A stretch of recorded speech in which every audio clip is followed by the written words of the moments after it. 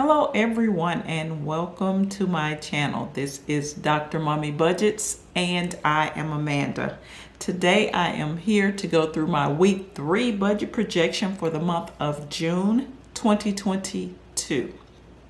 For those that are new to my channel, welcome. And for those that are not new, welcome back. Here on this channel, we talk about anything dealing with finances, from saving money to spending money to immediate savings to future savings, projections of money, investments, whatever I feel like I want to talk about as it relates to the experiences that I'm having with either building financial wealth and a legacy to be left for my family to paying down debt. Okay, so if you are interested in that sort of content, then please consider subscribing to my channel. And if not, then at least give this video a like or leave a comment if you like it. And if you have something to say as it relates to these topics. So we are not going to prolong this video because I have a ton of things to do today. So we're going to dive right in. It's early. I do have my coffee here. I also have my Basketball Hall of Fame thermal tumbler. Compliments of my lovely brother. He sent this to me when he went to the Hall of Fame in Springfield, Massachusetts. I think this is very appropriate because this is the next day after the NBA final championship game was won by the Golden State Warriors, of which he is a fan. So he's having a lovely day today at work, I'm assuming. So yeah, let's dive right into this video. All right, I'm going to populate my information up on the screen so that you can follow along with me.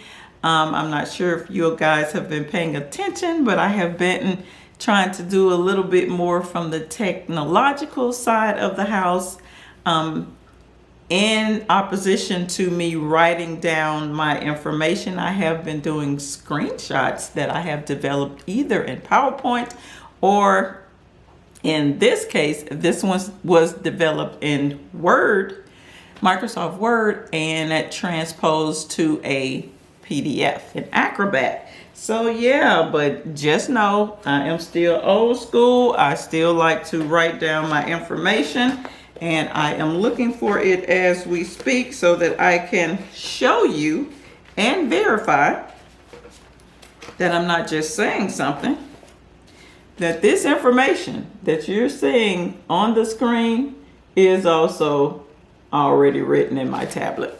So yeah, and actually what we're going to do is I did put a topic, a little small inspirational saying at the top of this page, but I didn't do it on the digital form here. But it says, if you put forth the effort, and then there's an arrow that goes across to the rest of the phrase, you will get results. Very self-explanatory. If you put forth any effort, you will get results. So that means that you don't have to try and drink all the water in the ocean first with your first gulp. Get a teaspoon, dip it in the ocean, and drink that water out of the teaspoon. So basically, start somewhere. Start today as it relates to getting your finances in order. It is never too late. That's why I have this slogan: dream big, start small. Okay, you just want to get started. You want to make some sort of effort toward getting yourself financially ready, because truth be told, guys, if we look at it, no one is going to take care of us from a financial standpoint but ourselves. Okay, so let's act like we got some sense here. Yes, I need to pull out my granny hat so I can preach to y'all for a little while. Let's act like we got some sense and start getting our finances together and in order so that down the road we won't be stressing about this. Okay? All right, enough about that. Let's get this week 3 budget projection going. June 17th, 2022. First item up on the list is the mortgage for $281. Then we have the homeowners association fee for $6.70. Then we have that debt amount. This week I will be able to set aside $289. And the debt amount is, I do have two debts that are left for those that are new. It is my student loan and my mortgage. However, student loans are doing student loan stuff. The government, they're doing whatever they want to do with it. It's on pause. It's been on pause for 2 years. I'm still setting aside the monthly amount that I pay for the student loans. However, I haven't been paying that money, toward that debt. So I'm focusing now on my mortgage. So any extra monies that I have or that I find or that I want to find, I will throw toward the mortgage. Now this budget projection is going to look a little bit different from the week 3 budget projections of the past, and you'll see as we go forward. All right, next we have auto insurance for $59. And then directly below that, no, that's not a typo, there's another auto insurance. This one is for $54. So this is why I'm saying this budget is going to look a little different. I am not lumping both of my auto insurance payments together for 2 reasons. One is because it is 2 separate vehicles or 2 separate sets of vehicles. One insurance policy has 2 vehicles on it, and then there's one that has 1 vehicle on it. So I purchased both of, or 2 out of the 3 teenagers a vehicle, and I just got the 16-year-old one lately. So that's that standalone auto insurance for that vehicle. But yeah, that's what we're doing here. So as you can see, the $54 is going to be a new expense added to my budget. All right, we'll talk more about that later. Next, we have life insurance for $21. Then we have the student loan, which I just mentioned, for $100. College fund for $25. That money, let me just go on and talk about that real quick. That money used to be money that I would give to one of my children, the one that just had the 1 vehicle. Would give it to her, and she would do car things, get gas, get oil changes, whatever. Give her that money per week, and then we transitioned that money to giving her that money while she was away in college, because she didn't take her car to college with her. So now she is back home for the summer working 2 jobs and not in college. So that money, I'm thinking what I'm going to do is just throw that money over in the college fund, because in the fall I will have 2 in college. So I think that's what I'll start doing with that. Next, we have the household expenses for $194. That's just strictly cash that I pull out of the bank, put in my wallet to use for different categories like grocery, buying gas. Sometimes, because gas has been so expensive lately, I've been using, overtime or extra money that was left in the bills checking account to accommodate for this high beepity beep gas. So yeah, that's that. And then just all the categories from school supplies when the children were in school, to toiletries, to pet supplies. So that's that. I'm not sure if I mentioned on this channel, I had 2 somewhere between 70 and 100 pound Akitas. I only have 1 now. My female Leah, she passed away in May. I think it was May 10th or somewhere around there, right after Mother's Day. So now I only have the 1 Akita, but I still keep that category because I have the pet. So I still have to make sure that he gets food and all those things. All right, so next we have the children's savings account for $28.50. The minor Roth IRA, which is the Roth that I recently set up for my 16-year-old for $20. And last but not least, the cushion amount that I like to leave in this account so that it's, just doesn't have anything in it. It's $26. So the total for this week is $1,104.20. And that is step one. Okay. Actually, my blue cloud is around the wrong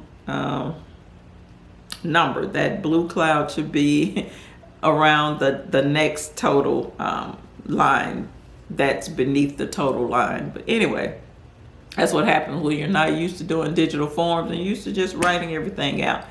But we're going to see if I'm going to stick with this method or if I'm going to go back to my handwritten method. We'll see. All right, so it wasn't a huge amount of effort doing this, but it did take a little time.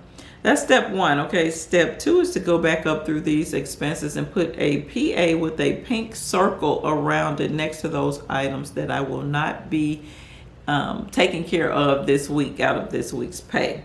You see all those items there. I am not going to talk about them, but you see those listed there.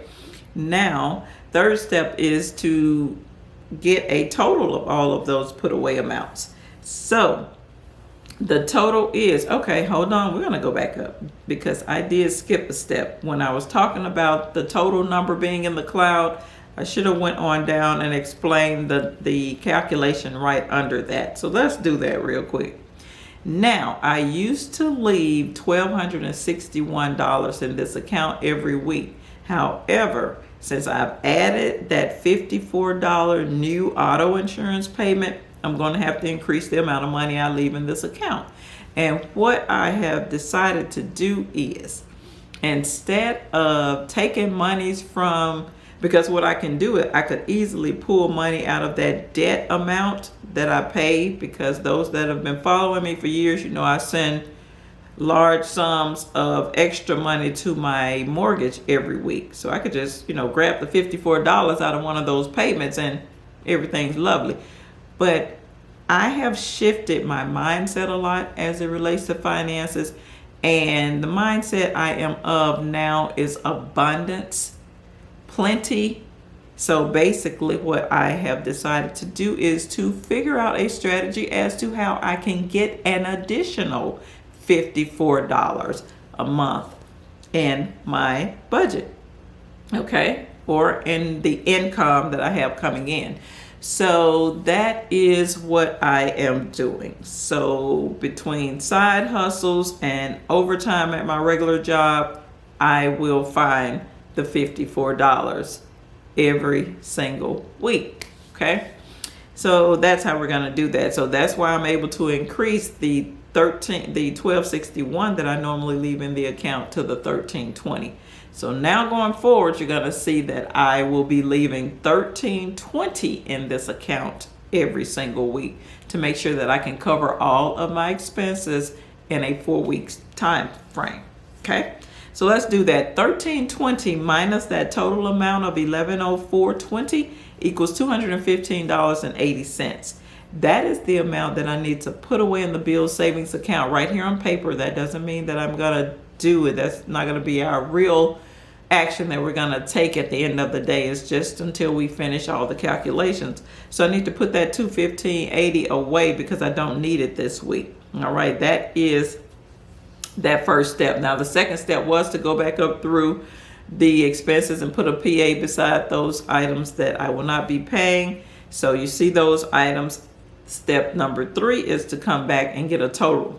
So that total amount for the put away this week is $462.70. And again, we will be doing that right here on paper. So as we can see, we have $215.80 and $462.70 that we need to put away this week. So what we need to do is we're going to go down to the next to the last line, and we're going to add those two numbers together because they have the same action. Okay, so $215.80 plus $462.70 equals $678.50, and that is the amount that I need to put away in the bill savings account right here on paper. Now that number has a yellow line under it because it has a relationship with another number on the page with the yellow line, which you clearly see. So we're going to go back up and we're going to talk through that line, which is the auto insurance. This week is the week where one of my auto insurance payments is due. That total amount is $236. However, I only projected $59 out of this week's paycheck. So I'm going to have to go and get the remainder of that money so I can pay for that insurance this week. That's the calculation you see out beside that line. $236 minus the projected $59 equals the $177 that I will need to pull out of the bill savings account right here on paper. Okay, so that's where that comes into play. And like I said, now we have those two numbers with those yellow lines under them. That's what we need to deal with now. We have one amount that we need to put away in the bill savings account because we don't need it this week. However, we do need to pay that auto insurance, so there's a $177 that we need to pull out of the bill savings account. Two different actions. That means we need to subtract those two amounts. Let's look at the very last line and let's do that. $678.50 minus the $177 that I need to find or get out of the bill savings account to pay for the insurance equals $501.50, which is the amount that I will be putting away in the bill savings account this week that I will not be using out of this set of money or this week's pay. That number gets an enclosed yellow box around it because that is actually what I will be doing at the end of the day with monies from this paycheck. Okay, so that's how I do my budget projection every single week. I know it's a lot. This video is long because I got kind of long-winded at the beginning, but I felt that information was important and needed to be said. So this is really all I have for this video.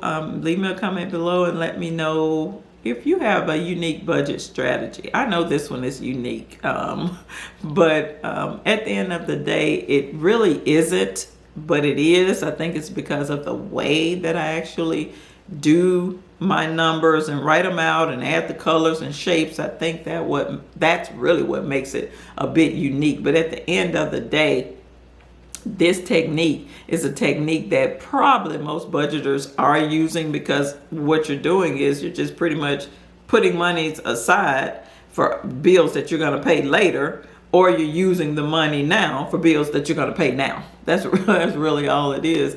But I divide mine over a 4-week period because I get paid every single Friday. That's it. Some people get paid bi-weekly. Some people get paid every other week. So it just depends on how you get paid as to how you need to divide up your money, if you need to leave some sitting aside for bills later, and if you need to use it now to pay for bills now. That's really what budgeting is all about. This is Dr. Mommy Budgets, where we dream big but start small around here. I will see you in the next video. Peace.